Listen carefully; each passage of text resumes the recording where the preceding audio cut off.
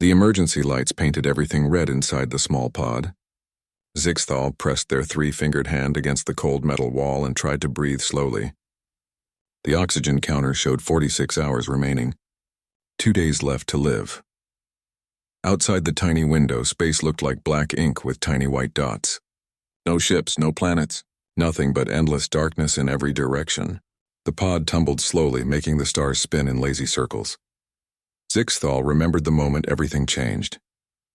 They had been working in the engine room of the merchant vessel Cathara's Promise when the alarm started screaming. The ship had hit something in space, something that tore through the hull like paper. Emergency doors slammed shut. Crew members ran to their stations. Then came the medical scan, standard procedure after an accident. The ship's computer checked everyone for injuries and genetic damage from radiation. That's when it found the marker in Zixthal's DNA. A small defect, a weakness that would cause problems in 20 or 30 years. Maybe sooner. Captain Thelkor had called Zixthal to the bridge. The other crew members wouldn't look at them. They all knew what happened to defective crew members when resources were limited. The ship is damaged, Thelkor had said. His voice was calm, almost kind. Life support is running at 60%. We have a long journey to the nearest station. The numbers don't work with all of us aboard. Zixthal had understood immediately. In Varathan society, everything came down to numbers and efficiency. A crew member with a genetic defect would cost resources, medical care, extra food rations, special accommodations. And for what? Someone who would eventually become too sick to work? The law is clear, Thelkor continued. Those who cannot contribute must not burden the collective. It's not personal, Zixthal. It's mathematics, no trial, no appeal, just cold logic. 2 security officers had escorted Zixthal to the escape pod bay. They had been gentle, almost apologetic. One of them, Rental, had worked alongside Zixthal for 3 years. They had shared meals and stories. Now Rental couldn't meet their eyes. 48 hours of oxygen, Rental had said quietly. That's the regulation. You won't suffer long. They sealed Zixthal inside the pod. The last thing Zixthal saw through the window was Rental's face, expressionless and professional. Then the pod ejected with a violent shove, thrusters fired, pushing the pod away from the ship. Zixthal watched the Cathara's Promise grow smaller and smaller until it was just another point of light. Then even that disappeared. The first day had been the hardest. Zixthal had screamed and beat their fists against the walls. They had checked every system, looking for something, anything that might save them. But the pod was designed for temporary use only. No engines. No long-range communications. Just a metal coffin drifting through space. The second day brought acceptance. Zixthal had stopped fighting. They curled up in the corner and thought about their life. They had been a good engineer. They had friends back on their homeworld. They had a sister who would never know what happened. The Varathan government would simply mark them as lost in space and move on. This was normal. This was how their society worked. The strong survived. The weak were removed. Efficient, logical, fair in its own cold way. Zixthal wondered about other species in the galaxy. The Varathan had met dozens of alien races. Most operated on similar principles. Resources were limited. Life was hard in space. Sentiment and emotion were luxuries that cost too much. Every species understood the basic truth. Survival required sacrifice. But sometimes, late at night on the ship, crew members would tell stories. Rumors, really. Tales from traders and explorers. Stories about strange species that did things differently. Species that kept their sick alive. That fed those who couldn't work. That rescued strangers for no logical reason. Zixthal had always thought those stories were fiction. Entertainment. No real species could survive with such wasteful practices. The galaxy was too harsh. Space was too dangerous. You had to be strong, or you died. Now, floating in the dark with hours left to live, Zixthal wondered if those stories might be true. Somewhere out there, maybe there was a species that would have made a different choice. A species that would have seen value in a defective engineer. It was a nice thought. A pleasant fantasy to die with. The oxygen counter ticked down. 45 hours and 53 minutes. Zixthal closed their eyes and tried to remember what their homeworld looked like. Green skies. Purple oceans, the sound of wind through crystal forests. They would never see it again. The pod's heating system clicked off. Another system conserving power. The temperature began to drop. Soon it would be very cold. Then the oxygen would run out. Then nothing. Zixthal pulled their legs close to their chest and waited for the end. In the grand scheme of the universe, one life meant nothing. The galaxy would keep spinning. Ships would keep flying. The mathematics of survival would continue. Cold and perfect and merciless, that's how things worked. That's how they had always worked. Outside, the stars kept shining, indifferent and eternal. The oxygen counter read 1 hour and 47 minutes. Zixthal's head felt heavy, like it was filled with thick liquid. Each breath came harder than the last. The air tasted stale and metallic. Consciousness came and went in waves. Zixthal dreamed about home, about the sister they would never see again. In the dreams, they tried to explain what happened, but no words came out. Their sister just nodded. She understood. This was the Verithan way. A sound pulled Zixthal back to awareness. A beeping noise. The proximity alarm, that was impossible. The pod had been drifting for almost 2 full days. There was nothing out here. No ships, no stations, just empty space between stars. Zixthal's foggy mind decided it must be a malfunction. Another system breaking down as power ran low, but the beeping continued. Insistent, urgent. Zixthal forced their eyes open. Everything looked blurry. They blinked several times, trying to focus. The small control panel showed a flashing red light. Something was approaching. Something big. With effort, Zixthal pulled themselves to the window. Their limbs felt like they weighed twice as much as normal. The lack of oxygen was shutting down their body, one system at a time. Through the window, Zixthal saw it. A ship. Massive and strange, unlike any vessel in the Verithan fleet or any other fleet they had seen. The hull was dark gray, covered with panels and markings. Lights blinked along its surface in no pattern Zixthal recognized. It looked like someone had built a ship from spare parts, patching and adding pieces over time. The ship was moving toward the pod, deliberately, directly. Zixthal's heart beat faster, using up precious oxygen. This made no sense. Who would approach a dead escape pod in the middle of nowhere? Pirates? But there was nothing here to steal. The pod had no cargo, no weapons, nothing of value. Static crackled from the pod's communication system. Then a voice, speaking in a language Zixthal didn't know. The words were harsh and quick, full of hard consonant sounds. The pod's computer tried to translate. It took several seconds, matching the strange language against its database. Then words appeared on the small screen and a new voice spoke through the speakers. Still the wrong language, but the computer kept trying. Unknown craft, this is Captain Sarah Chen of Earth Vessel Persephone. We're reading critical life support. Hold tight, we're coming for you. Earth. Zixthal searched their memory. Earth. A planet in a distant sector. A species that had only recently developed faster than light travel. Young. Primitive, according to Verithan records. Not important enough to worry about. But why would they come here? Why would they care about a dying alien in an escape pod? The large ship moved closer. Zixthal could see details now. Symbols painted on the hull. Letters and numbers in various languages. Ports and hatches opened along the side facing the pod.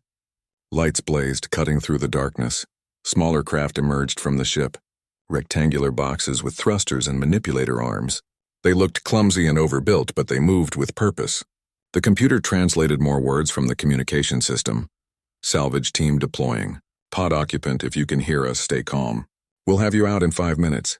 5 minutes. Zixthal looked at the oxygen counter.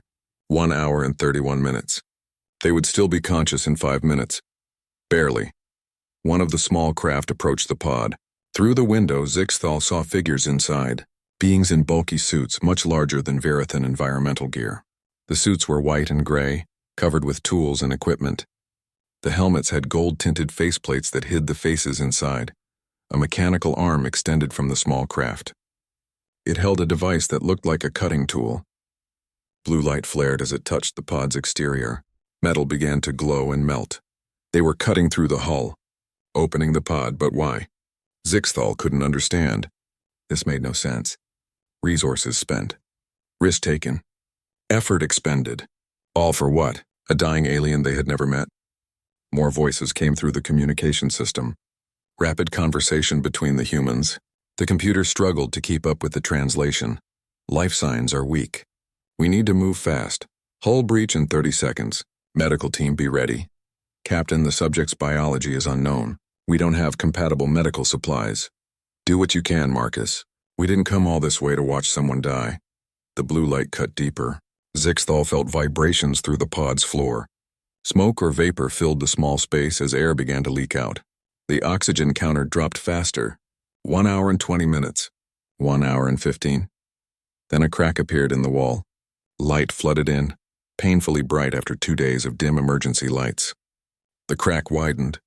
Hands reached through. Not Verathan hands, 5 fingers instead of 3, covered in thick gloves. Strong arms grabbed Zixthal. They tried to resist, confused and frightened, but their body wouldn't respond properly. The humans pulled them through the opening in the pod, into the small craft. Everything became noise and motion. The humans moved around Zixthal, checking equipment, speaking rapidly. One of them removed their helmet. The face underneath was strange, flat, pink skin. 2 small eyes. Hair on top of the head. The human's mouth moved, making sounds the computer translated. "I'm Dr. Marcus Webb. You're safe now. We're going to take care of you." Safe. That word didn't make sense. Zixthal wasn't supposed to be safe. They were supposed to be dead. That was the law. That was logic. That was how things worked. The small craft turned and headed back to the larger ship. Through the window, Zixthal watched the escape pod drift away, empty and broken. Their tomb, now left behind. Inside the craft, the humans worked on Zixthal with practiced efficiency. They placed a clear mask over Zixthal's face. New air flowed, rich and pure. Zixthal gasped, pulling it into their starving lungs. The heavy feeling in their head began to fade.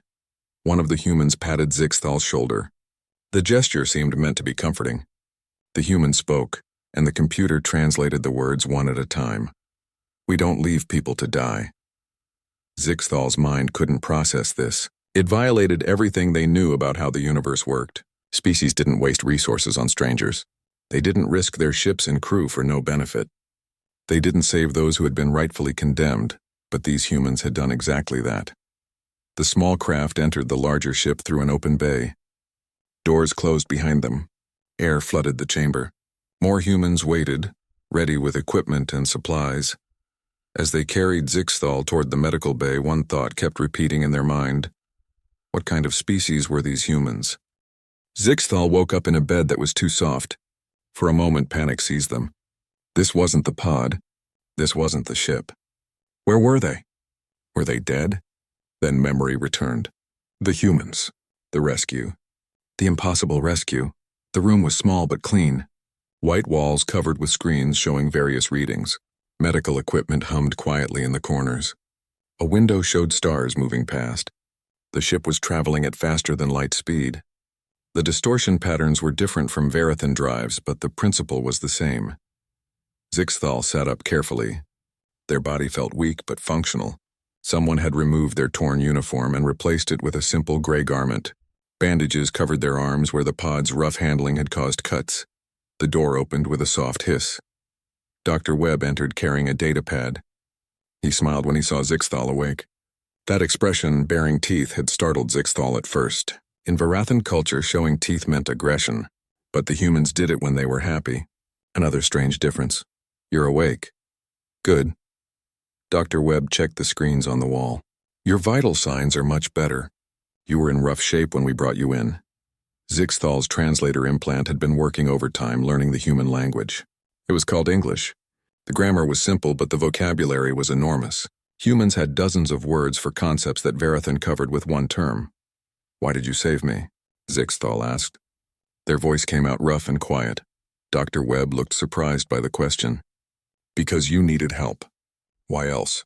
There was no logical reason. You spent resources. Took risks. I am nothing to you. The doctor pulled up a chair and sat down. Is that how it works where you come from? You only help people if there's a logical reason? Yes, resources are limited. Every action must have purpose. Helping those who cannot contribute is wasteful. Dr. Webb frowned, not angry but thoughtful. Humans see it differently. We believe every life has value, regardless of whether that person can contribute or not. We help because it's the right thing to do. Over the next few days, Zixthal met more of the crew. Captain Sarah Chen was a tall woman with dark hair pulled back in a practical style. She spoke with quiet authority, and her crew clearly respected her. She visited the medical bay every day to check on Zixthal's recovery. Engineer Elena Rodriguez was loud and cheerful, always making jokes that Zixthal didn't quite understand. She brought food from the ship's kitchen, trying to find something Zixthal's biology could process. Most human food was inedible for Verithan, but they found common ground with synthesized proteins. Communications Officer Amara was patient and kind. She helped Zixthal learn more English, teaching them slang and idioms that the translator struggled with. It's raining cats and dogs did not mean animals were falling from the sky. Break a leg was not a threat of violence. Human language was full of these strange contradictions. Zixthal learned about Earth, a blue and green planet mostly covered with water. Humans had only achieved faster-than-light travel 30 years ago. They were the newest species in the galaxy, barely noticed by older civilizations like the Verathan Consortium. But as Zixthal learned more about humans, confusion grew. These people seemed to violate every rule of efficient survival. They wasted resources on art and music. They kept their elderly alive long past working age. They spent enormous effort taking care of those who were sick or injured. They even had special facilities just for people who couldn't work, places where they received food and shelter for free. It's not sustainable, Zixthal said to Captain Chen one day. They were in the observation deck watching stars blur past. Your society wastes too much. Eventually you will run out of resources. Captain Chen sipped her coffee. Another wasteful human habit, consuming stimulants for pleasure. We've been hearing that for centuries. Every time we expanded, people said we were being too generous, too kind, that we needed to be harder, colder, more practical. But you didn't change. No, because we decided that the things that make us human, compassion, empathy, caring for each other, those things are more important than pure efficiency. We'd rather struggle a bit and keep our humanity than thrive as heartless machines. Zixthal struggled to understand this concept. But you must have limits. Lines you won't cross. Resources you won't waste, of course. We're not stupid. We make hard choices sometimes. But we never ever abandon people just because they're inconvenient. Captain Chen looked at Zixthal directly. Tell me what happened to you. How did you end up in that pod? So Zixthal explained. The accident. The genetic scan. The cold calculation. The ejection into space. Captain Chen's face grew darker as the story continued. When Zixthal finished, the captain was quiet for a long moment. They threw you away because you might get sick someday? It's standard procedure, logical. The ship's resources were limited. That's not logical. That's monstrous. Captain Chen's voice was hard. You were a valued crew member. You had skills, experience, and they just discarded you? Yes, this is normal in Verithan society. Most species operate the same way. Captain Chen shook her head. Not humans. We carry our people. All of them. The young, the old, the sick, the disabled. We waste resources on art, music, literature. Things that have no practical purpose. We're inefficient and irrational, and we spend way too much time and energy on emotions. She turned to look directly at Zixthal. And you know what? We've survived. We've thrived. We've built a civilization that people actually want to live in. Maybe there's something to be said for caring about each other. Zixthal sat with that thought. Everything they had been taught said efficiency was paramount. Emotion was weakness. Compassion was wasteful. But these humans had saved them. These irrational, inefficient humans had done something Zixthal's own people wouldn't do. Where are you traveling? Zixthal asked. Captain Chen smiled, that teeth-showing expression. Actually, we're heading to a Verithan station. First contact mission. We're supposed to establish formal diplomatic relations with the consortium. The irony was sharp. The people who had saved Zixthal were traveling to meet the people who had condemned them. Zixthal felt a sudden surge of concern for these strange, kind humans. Captain, I must warn you. The Verathan will see your compassion as weakness. They will try to exploit it. They will not respect you. Then we'll teach them to respect us. Captain Chen stood up. Rest up, Zixthal. When we reach that station, we're going to show the Verathan Consortium what humans are made of. As the captain left, Zixthal looked out at the stars. For the first time since the pod, they felt something other than resignation. They felt something that humans apparently specialized in. Hope. The Verithan station appeared on the view screen like a massive wheel turning slowly in space. Zixthal stood on the bridge of the Persephone, feeling their 3 hearts beat faster. This was Orbital Station 7. a major hub for the Verathan Consortium. Hundreds of ships docked here every day. Thousands of Verathan lived and worked in its rotating sections. Somewhere on that station was the crew of Cathara's Promise. The people who had condemned Zixthal to death. "Are you all right?" Amara asked quietly. Zixthal nodded, though they weren't sure if that was true. "I never thought I would see another Verathan again." Captain Chen stood in the center of the bridge, hands clasped behind her back. "Open a channel. Let them know we're here." The station's response came quickly. A harsh Verathan voice translated into English by the Persephone's computer. "Human vessel Persephone, you are cleared for docking at Port 17. A delegation will meet you. Do not deviate from assigned routes." The tone was cold, superior, exactly what Zixthal had expected. The Verathan considered themselves one of the galaxy's elder species. Humans were children by comparison, barely worth noticing. Docking procedures took an hour. When the airlock finally opened, 5 Verathan officials stood waiting. They wore formal robes marked with rank symbols. Their faces showed the typical Verathan expression: controlled, emotionless, efficient. Then they saw Zixthal. The lead official, a senior administrator named Kethral, stopped walking. His eyes widened slightly. In Verathan culture, that tiny reaction was equivalent to screaming in shock. "Zixthal, you are supposed to be dead." "I was supposed to be," Zixthal replied. "These humans found me." Kethral looked at Captain Chen. "You rescued a condemned criminal?" "Criminal?" Captain Chen's voice went cold. "Zixthal committed no crime. They were abandoned to die because of a genetic condition." "A defect," Kethral corrected. Zixthal was properly removed according to Verathan law. The captain of their vessel made the logical choice. "Resources were limited. The only thing I see that's defective here is your definition of justice," Dr. Webb muttered. The negotiations began badly and got worse. The Verathan delegation was led by Captain Thelkor himself, the man who had ordered Zixthal's death. He looked at Zixthal with cold disapproval, as if their continued existence was a personal insult. Thelkor demanded tribute from humanity: resources, technology, access to Earth's system. In exchange, the consortium would grant humans the privilege of trading in Verathan space. "You are a young species," Thelkor said. "Weak, you have nothing we truly need. This arrangement is generous." Captain Chen's jaw tightened. "We didn't come here to be exploited. We came to establish equal partnership." "Equality?"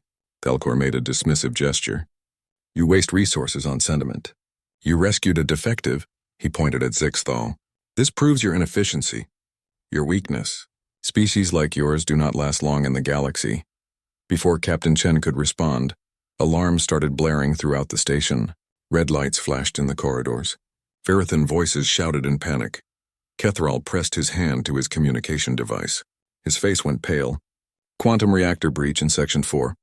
Cascade failure spreading. We need to evacuate immediately." Thelkor moved fast. "All essential personnel to the escape ships. Seal Sections 5 through 9. Minimum crew protocols." Zixthal understood what that meant. The Verathan would evacuate their important people. Administrators, engineers, trained workers. Everyone else would be sealed in sections to prevent overcrowding on the escape vessels. It was standard Verathan emergency procedure, cold, efficient, logical. Captain Chen grabbed Thelkor's arm. "Wait, how many people are you leaving behind?" "Approximately 300. Non-essential workers and their families. We don't have space for everyone." "Then we make space," Captain Chen said. She tapped her communication badge. "Chen to Persephone. All hands prepare for emergency evacuation operations. Rodriguez, I need every shuttle we have ready to fly." Webb set up triage in the cargo bay. Thelkor stared at her. "You're going to rescue them, why?" "Because that's what humans do." Captain Chen was already running toward the sealed sections. "Zixthal, I need you. You know these systems." Zixthal didn't hesitate. They ran after the captain, followed by Dr. Webb and a team of human crew members in emergency gear. The sealed sections were chaos. Verathan families huddled together, some trying to break through doors, others sitting in quiet acceptance of their fate. Children cried. Parents held them close. These were maintenance workers, cleaners, food preparers. The people the consortium had decided weren't worth saving. The human crew spread out immediately. Rodriguez started cutting through emergency doors with plasma torches. Webb began organizing the trapped Verathan into groups. Captain Chen moved through the panicking crowd, her voice calm and authoritative. Everyone, listen. We're getting you out. Stay calm. Follow my crew's instructions. The radiation levels were rising. Zixthal could see the readings on the wall displays. The reactor breach was spreading faster than predicted. They had maybe 20 minutes before this section became lethal. Zixthal helped Rodriguez with the cutting equipment. Their knowledge of Verithan systems made the work faster. Door after door opened, releasing more trapped people. The humans worked without stopping, even as radiation alarms screamed warnings. Dr. Webb was treating injured Verithan, using equipment designed for humans. The biology wasn't perfect, but he made it work. When a child became separated from her parents in the crowd, Amara picked her up and carried her to safety. Thelkor appeared in the doorway, watching with an expression Zixthal had never seen on a Verithan face. Shock. Maybe shame. You're exposing yourselves to radiation for people you don't know, he said. People who aren't even your species. This is insanity. Captain Chen looked up from helping an elderly Verithan walk. No, this is humanity. The evacuation took 18 minutes. Every single trapped Verithan was brought out. The human crew suffered radiation exposure, minor burns and exhaustion, but they refused to leave anyone behind. As the last group reached safety, the reactor fully breached. Section 4 exploded in a flash of energy. The station shook violently, but everyone was safe. 300 Verithan who had been condemned to death were now alive because humans had decided to care. In the aftermath, standing in the crowded hangar bay surrounded by rescued families, Zixthal watched Thelkor approach Captain Chen. The Verithan captain looked different somehow. Smaller. You saved them, Thelkor said. You risked your crew for our non-essentials. Captain Chen was dirty, tired, and slightly radioactive. But she stood tall. There are no non-essential people, Captain. Every life matters. That's not weakness. That's strength. Thelkor was quiet for a long moment. Then he did something Zixthal had never seen a Verithan do. He bowed his head slightly. A gesture of respect. Perhaps, he said slowly, we have been wrong about what makes a species strong. News traveled fast in the galaxy. Within 3 days, every major species had heard the story. The humans had risked everything to save Verithan non-essentials. They had exposed themselves to radiation for strangers. They had rejected the cold logic that governed most civilizations. Zixthal stood in the observation deck of the Persephone, watching ships arrive at the station. Not Verithan ships. Ships from a dozen different species, all coming to meet the humans who had done the impossible. Captain Chen joined them at the window. She looked tired but satisfied. The radiation treatments had left her pale, but Dr. Webb said she would fully recover. 3 ambassadors want to meet with us, she said. The Kilrathi Collective, the Sorn Unity, and the Paxian Federation. They're all interested in establishing relations with Earth. Because you saved the Verithan? Because we proved that compassion isn't weakness. Captain Chen smiled. Turns out a lot of species are tired of the old way of doing things. They've been waiting for someone to show there's a different path. The changes on Orbital Station 7 were already visible. The rescued Verithan, the ones who had been labeled non-essential, were speaking out. They told their stories. They questioned the old laws. They demanded change. Thelkor's sister had been among those sealed in the doomed section. She had held her children and waited to die, following protocol, accepting her fate. Now she was alive because humans had decided protocol was wrong. She stood before the Consortium Council and asked a simple question. If we are non-essential, why do we hurt when abandoned?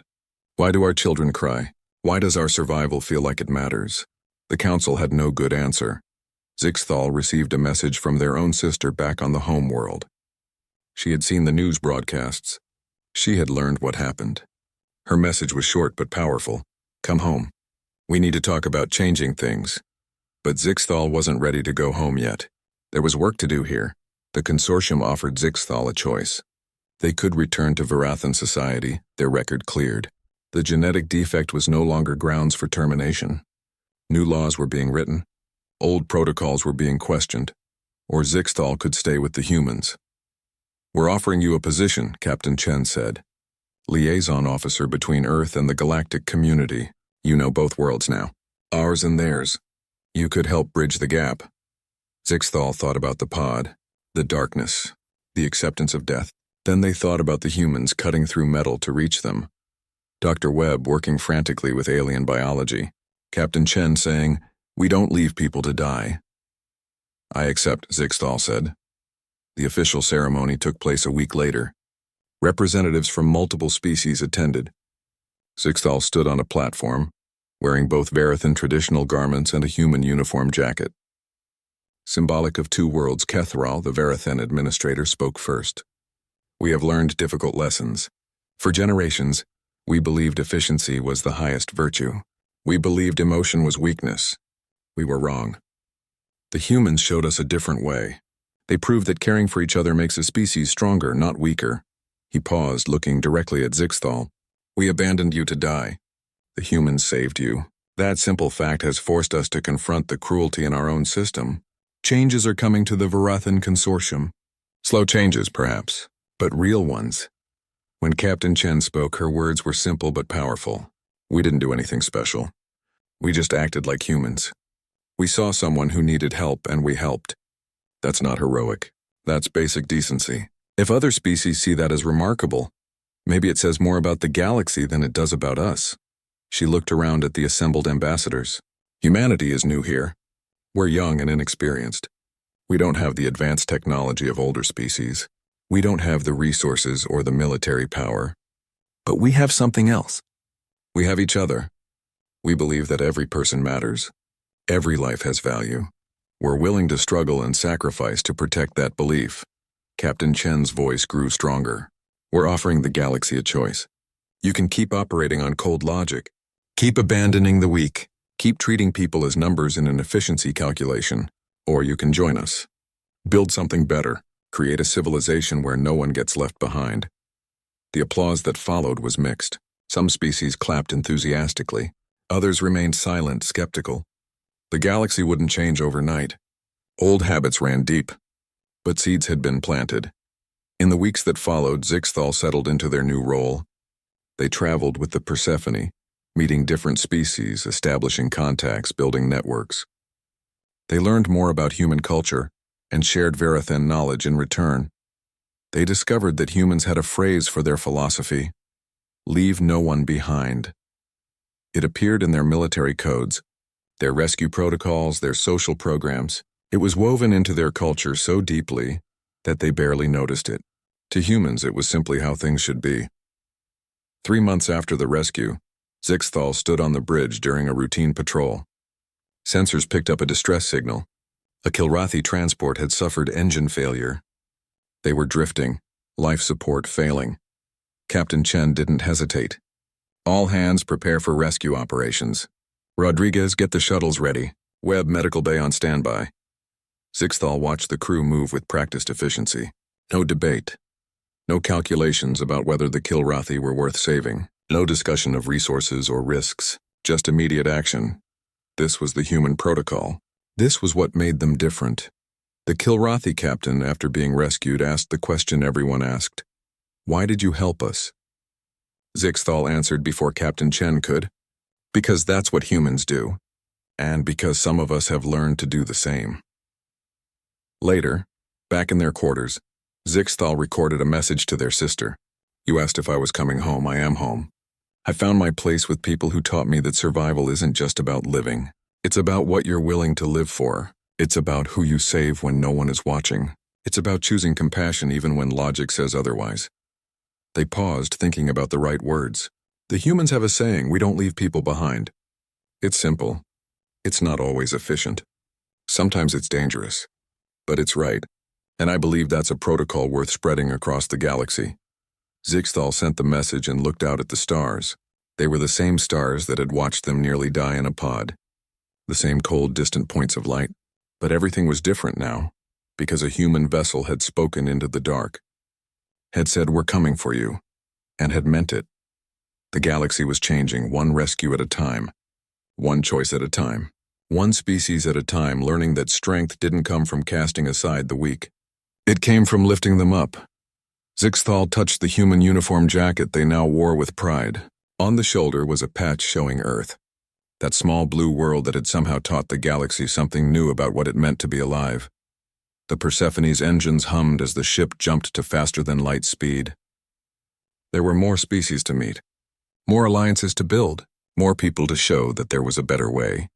And if somewhere out there, another person was floating in a pod, running out of air, running out of hope, waiting to die alone in the dark, well, the humans would find them, because that's what humans did. They left no one behind.